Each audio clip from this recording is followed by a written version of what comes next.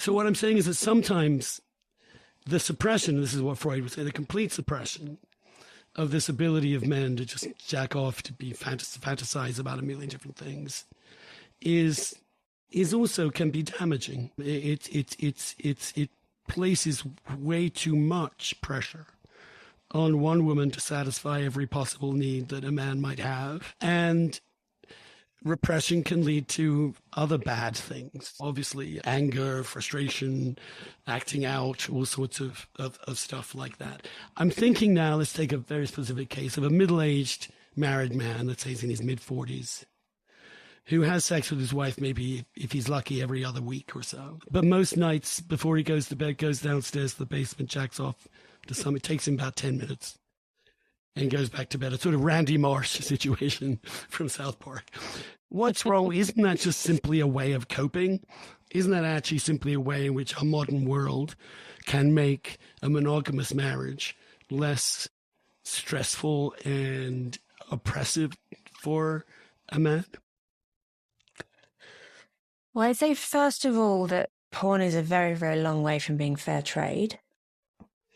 So it's probably comparable to, I don't know, taking cocaine to take the edge off, with the full knowledge of how many people are murdered per gram of cocaine bought in the West, right? There is, untold horror involved in the production of porn, and it's impossible to know looking at a video. Oh, so now you're changing the goal. You're switching the argument here, Louise, though. Oh, are we talking about I'm talking about what's artificial porn, hypothetically? No, or you're just thinking about the man. We've been talking about porn as how it affects the brain of the person consuming it, not as part of as an element in society which can have unintended and bad consequences for everybody. Just talking about it. It's worth airing, though. Yeah. No, we can talk about that in a second.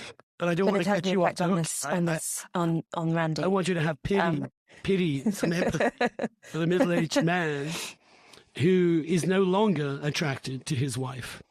Just isn't, because most men are not attracted to the same woman 10, 15, 20 years down the line. Certainly most men that I have ever spoken to candidly about these things, straight or gay, say the same thing. Isn't incorporating some porn fantasy into your life a perfectly harmless activity that can actually, maybe you can imagine things as you're having sex with your wife that will help you have sexual attraction or sexual arousal. So I'd say one, I would say that his wife is very, very likely to be terribly wounded by this if she knew about it. She knows about it. They must. Okay, hypothetically, she knows and she's fine. I don't think I've ever come across a woman who was authentically fine with. Most women do feel it to be adjacent to cheating, even if it's not strictly cheating. But it's like Jesus' admonition about adultery. You can't even commit it in your heart. You're still damned. Isn't it unreasonable for women to expect men after 10, 15, 20 years, or even after a few years, to have all their sexual needs fulfilled by this one person without some other kind of stimulation to keep them sexually alive? And it has to be porn. Men have been dealing with this problem for hundreds of thousands of years. Their imaginations.